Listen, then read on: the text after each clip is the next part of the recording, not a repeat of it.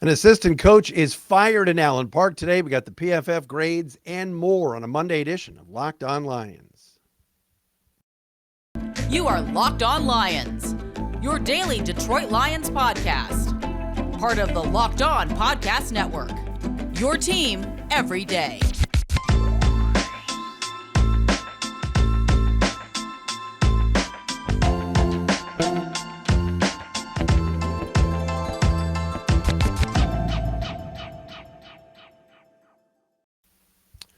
Here we are, everybody. Matt Dery with you. It's a Monday edition of Locked On Lions, a Halloween edition, Monday, October 31st and a Tuesday, November 1st. Thanks for listening, making us your first listen each and every day as the 1-6 Lions, fresh off yesterday's loss to the Dolphins, made a pretty big move today. Aubrey Pleasant out as secondary coach. We'll get into that coming up momentarily here on the program.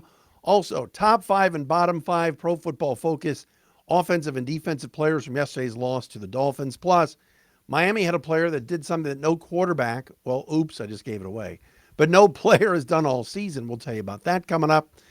And we'll get you ready for this week and what's ahead as the Lions host the Packers coming up Sunday at Ford Field. You can follow us on Twitter at Dery Speaks, D-E-R-Y, my last name, Speaks, at Locked On Lions on Twitter, the Matt Dery Facebook fan page. And as always, you can watch us on the Locked On Lions YouTube channel as well, where you find video each and every day. Your comments are always welcome. Thanks, everybody that checks us out and has subscribed. We appreciate that. All right, so things got a little interesting this morning down at 222 in Allen Park as the first report, Adam Schefter, and then Ian Rappaport, Dave Burkett had it first locally. Aubrey Pleasant, the defensive backs coach, pretty highly regarded guy, former Rams assistant, ties with Brad Holmes, is out as secondary coach and defensive backs coach for the Lions. Fired today. This is shades of when the Lions were 1-6 years ago under Jim Caldwell and Joe Lombardi and a couple other assistants got the ziggy. Aubrey Pleasant is out as a secondary and defensive backs coach. This stems from yesterday when after the game, Dan Campbell admitted that the reason the Lions had issues with Tyreek Hill and Jalen Waddle was that the defensive backs were not sticking to the game plan of jamming and being more physical at the line of scrimmage with those wide receivers. Campbell spoke today at his media session at around 2:15. He was very, very distraught. He was very down, and he basically admitted he didn't sleep all night, but they had to do something. And Campbell said that they think that this team still has plenty to compete with and that this change was made to better the football team. And but you could tell that he was a little bit upset that he had to make this move. But some move has to be made. This is the worst team in football at 1-6. The secondary has gotten worse. Part of that is probably not Aubrey Pleasant's fault. Tracy Walker's out for the year. Jerry Jacobs has not been healthy. Last 2 games he's barely played. But it just turned out that with what happened yesterday with the regression of Amani Oruwariye, guys like A.J. Parker and Will Harris are probably not good football players. There had to be a scapegoat. There had to be a finger pointed somewhere. And so Aubrey Pleasant is out as defensive backs coach. Here's my question about this situation. And I'm going to give you a stat on this from our crack research staff. I'm all for getting rid of people if you don't believe that they are getting the job done. Aubrey Pleasant was pretty well liked in Allen Park and pretty well respected around the league. But the Detroit Lions right now, through 7 games, are 31st in the NFL in 8 games for other teams. The Lions, of course, have had a bye. Some teams haven't, like the Colts. Lions are 31st in the league with 11 sacks. 11 sacks. That's it. How come Todd Wash still has his job as defensive line coach? The D-line has 6.5 sacks on the season. Total. So you've got Aiden Hutchinson with 4.5, John Kaminsky with 1, and Charles Harris with 1. The law firm of Brockers, Bryant, Buggs, Jones, McNeil, and Pascal and Taylor have a combined 0 sacks. 0. None. So Aubrey Pleasant loses his job. I get it. Yesterday was a bleep show for the secondary. Couldn't get off the field. I mentioned yesterday on the show, on the postcast, Lions offense didn't score any points in the second half, and some of that is on the offense. But again, the offense was only on the field for 3 possessions the entire second half because the defense couldn't get any stops. Tua Tagovailoa, according to Pro Football Focus, registered a 96.8 grade yesterday, the highest for any quarterback in football all season. Yes, part of that is on Pleasant and the DBs. But you can't get any pressure up front, which helps your defensive backs, especially some of the younger ones on this team. And why hasn't Jerry Jacobs played the last 2 weeks? He's healthy. He's back. He's been on special teams. He's played 1 defensive snap in the last 2 weeks. Why? Jerry Jacobs was a guy a year ago under Pleasant's tutelage that seemed to progress and was a pleasant surprise. But yet they're still trotting out A.J. Parker and Will Harris and others. Even Oruwariye. I'd rather see Jacobs than Oruwariye right now. Amani's taking a major step back. So I understand the move being made. But the defensive line has registered 6.5 sacks in 7 games. That's awful. Absolutely abysmal. Hutchinson's been fine. He's been okay. 4.5 sacks. He's a rookie. But you get Michael Brockers $8 million a year. He's been a healthy scratch 2 weeks in a row. Josh Pascal's only played 2 games. I get it. He had the hernia injury. Aleem McNeil. Who was the guy in Good Morning Football? One of those slappies on that show. Oh, this year Aleem McNeil. He's going to be so good. Aleem the Dream. He does nothing. He doesn't make any big plays. I get it. He's a plugger and he's a nose tackle and a third round pick. Unzarike, another second round pick. It's out for the year. May never even play. So, we're sitting here and pointing fingers at the coaches, the assistant coaches today. And I get it. The game plan was one thing. The guys weren't executing it yesterday and it cost them. And somebody had to go. And it's Aubrey Pleasant. But the next one to go is going to be a future head coach, Aaron Glenn, if they can't get it together. And Campbell made it a point to say today is saying they've got to communicate better and improve their communication. So something's missing there. And speaking of Jerry Jacobs, he put out a tweet today and just talked about how great Aubrey Pleasant was and how much he thanks him and what he meant to his career. So there were plenty of guys that Pleasant reached, but he's out of a job.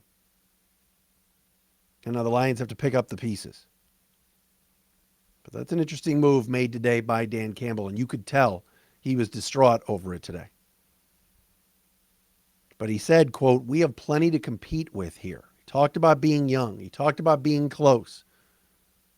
But when he was asked about the rebuild today and being on schedule and, young coaches and all these ex-coaches that are ex-players that are coaches, he said, "We think we have plenty to compete with."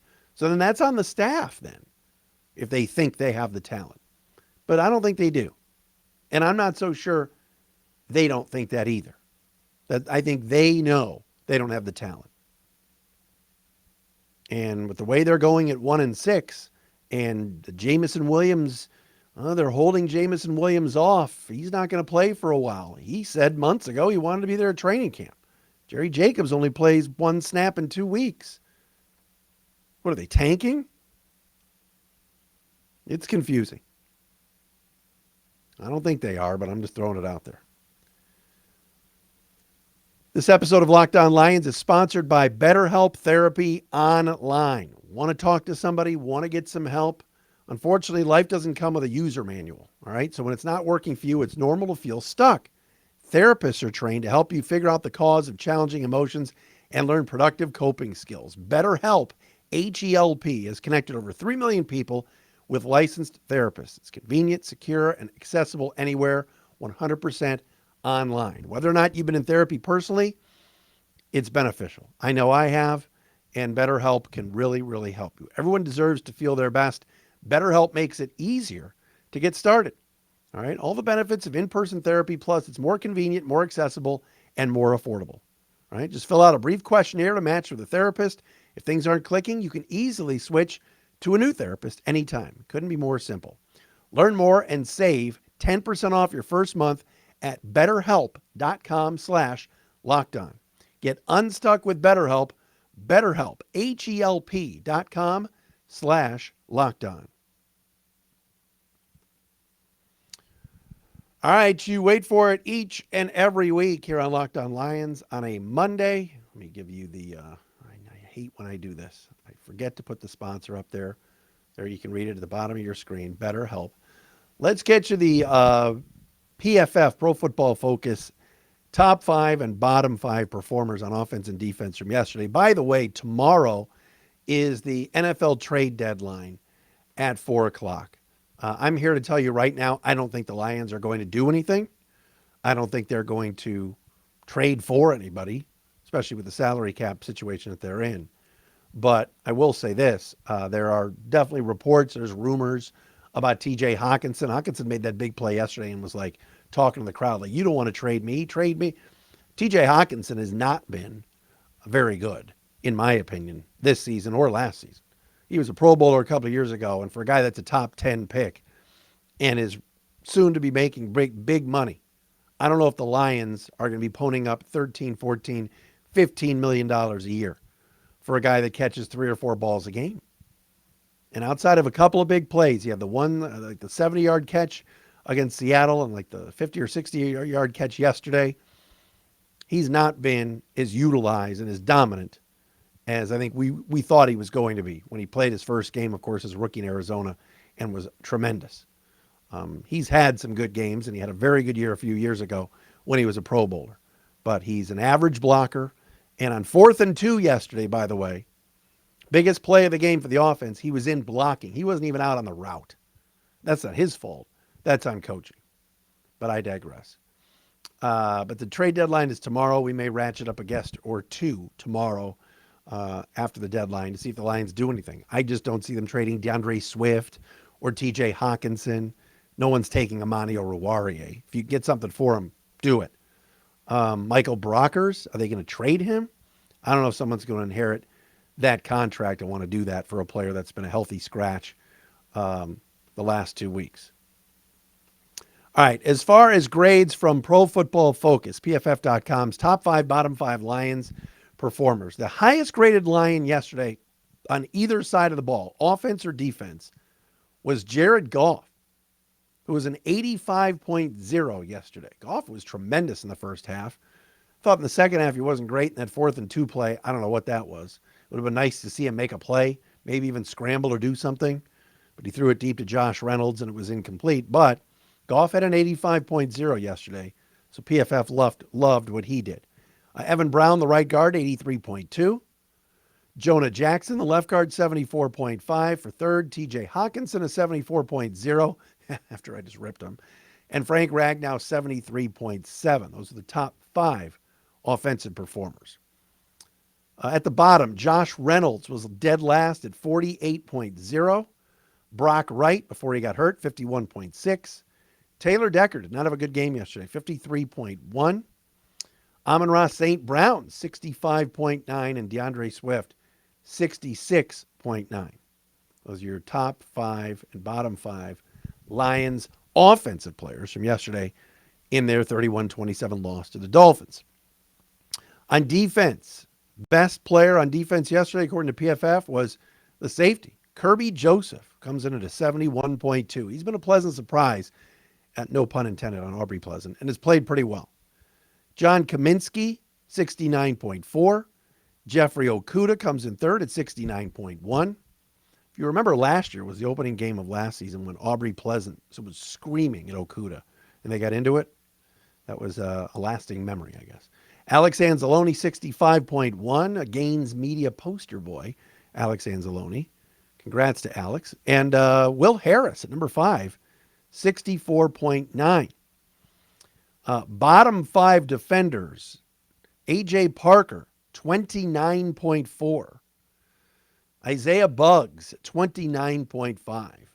He was good in the preseason and training camp. He does nothing for me as a defensive lineman. Julian Okwara, who's been a major disappointment, 30.6. Amani Oruwariye, his poor season continues, 37.4. I went back and watched the game again last night, lining up twice offsides, including one time where he was so far over the line on the goal-to-go stuff for Miami was just ridiculous. Maybe that's why Aubrey Pleasant got fired. And Malcolm Rodriguez, a bit of a surprise, 42.3. He did have a tackling grade of 80.7, but his run defense grade only a 34.8. So those are your top 5 and bottom 5 Lions performers. All right, coming up next, a word on the trade deadline, something that happened in the division today, and just more food for thought on this current Lions situation. We will do that coming up next. First, though, BlueNile, all right, making your milestone moment more memorable. All right, whether you're looking to pop the question of a milestone to celebrate or you want your love to sparkle, BlueNile.com can help you make your celebrations even more memorable. As the original online jeweler, Blue Nile offers the largest selection of independently graded diamonds and pieces priced significantly below traditional retailers. Blue Nile has helped millions of couples create their perfect engagement ring. All right, so you want to get that ring, you got to go to Blue Nile. Looking for a piece of fine jewelry to commemorate a special milestone? Have problems choosing? It's easy. Blue Nile has jewelry experts on hand 24/7. Available via phone or chat to help you find a memorable gift at every budget. If I could speak today, that would be good. Oh, yeah, by the way, it's my last week on the show if the Lions lose. Shop stress-free with Blue Nile's 100% satisfaction guarantee. All Blue Nile orders are insured and shipped for free in discreet packaging. All right, Blue Nile is awesome. Make your moment sparkle with Blue Nile. Go to BlueNile.com, use the code LOCKEDON to save $50 on your purchase of $500 or more. That's BlueNile.com, code LOCKEDON to save $50 on your purchase of $500 or more. BlueNile.com, code LOCKEDON. You might be noticing today, if you're watching on YouTube, I'm wearing my T Ford Strong shirt. Hold on, let me take the Tom Ford at Oakland. The guy is just an unbelievable person and continues to battle. So we love you, Tom. The best. So T Ford Strong on this show. All right. So today, I mentioned the trade deadline.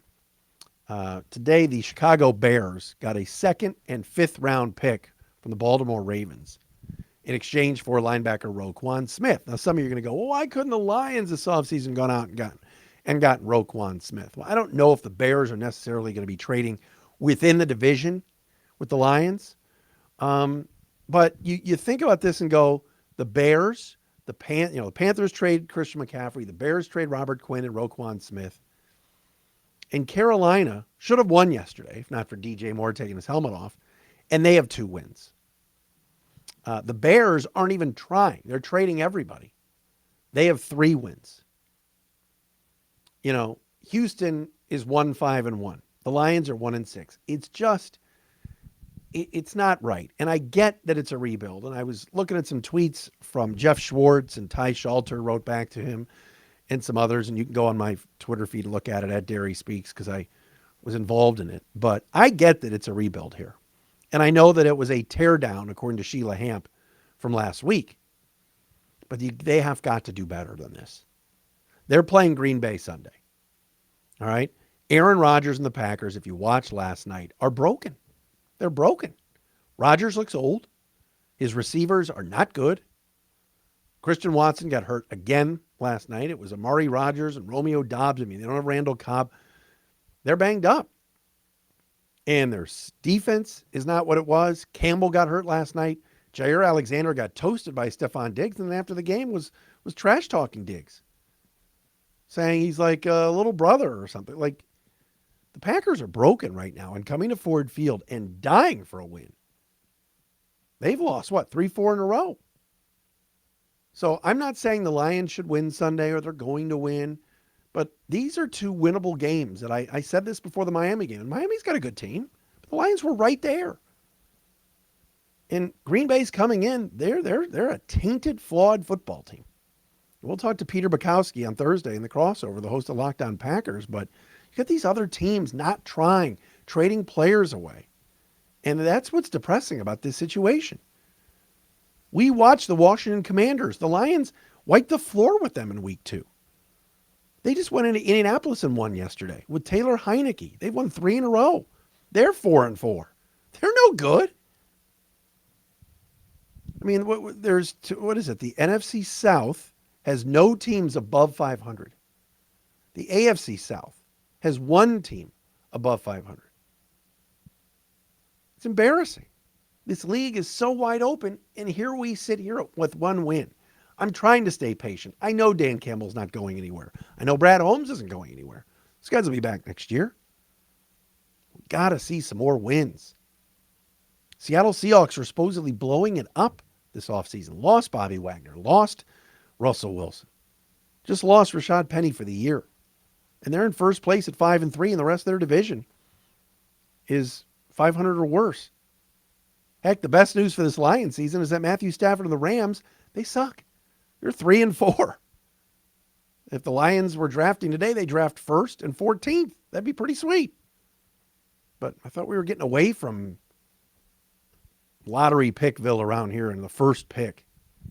All right, thanks for making this your first listen and checking us out here on a Monday edition of a Locked On Lions trade deadline tomorrow, and we are back again on Tuesday.